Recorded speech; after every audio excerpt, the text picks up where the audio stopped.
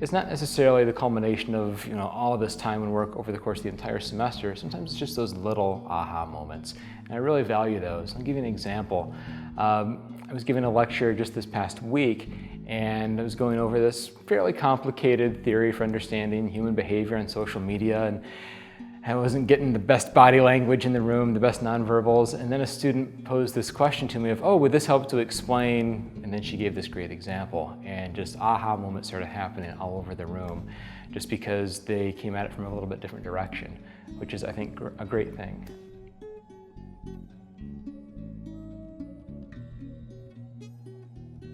Recently, I had one of our students come to me and ask if I would serve as her advisor for her honors thesis.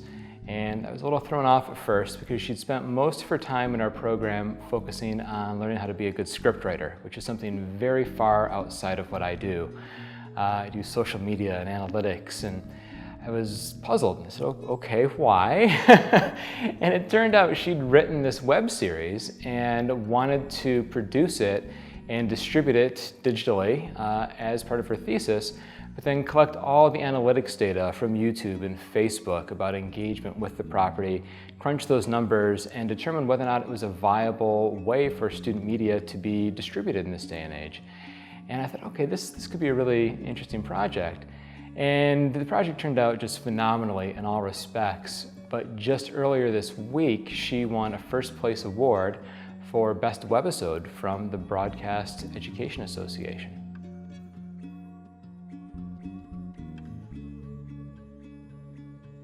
I have a Bachelor of Science in Communication Technology. It was a interdisciplinary degree that drew on just all sorts of different areas of interest of mine when I was going into school.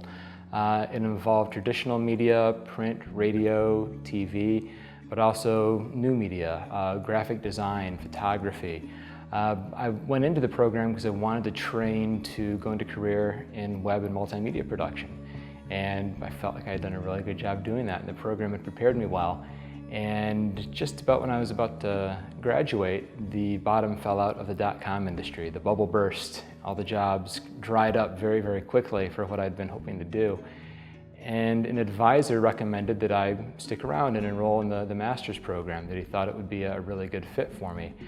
And so I did that, and through the course of that program, I also had the opportunity to take on a teaching assistant role and discovered that I really, really loved teaching. And after I graduated with the master's degree, about a semester later, I was asked to come back to my alma mater and teach a few classes, and that led to a somewhat full-time position for about 5 years.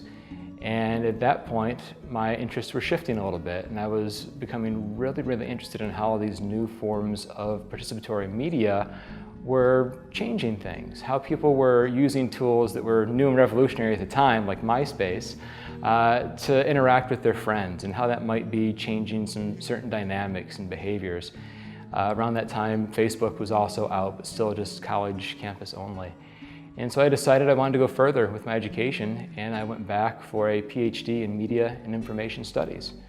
And through the course of that program, I really kind of dove headfirst into the study of human behavior and how social media and other forms of computer-mediated communication kind of play their role in that process.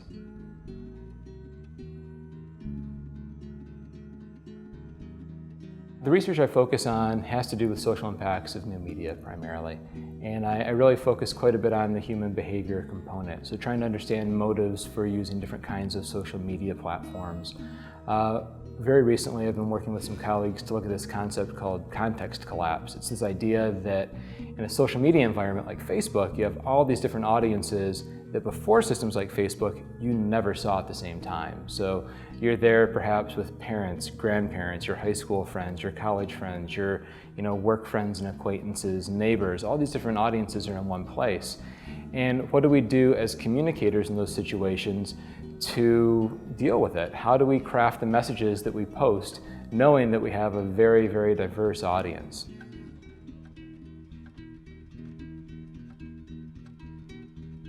I think I'd probably say you're going to have access to unlimited opportunities. One of the things I've noticed since day one on campus is that students just have a tremendous amount of freedom in terms of what they can get involved in. There's so many options.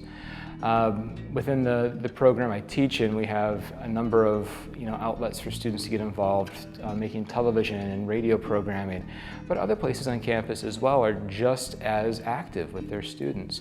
And I think that's a real asset to this campus, and I think it's something that students maybe don't look at when they're trying to figure out where to go to school.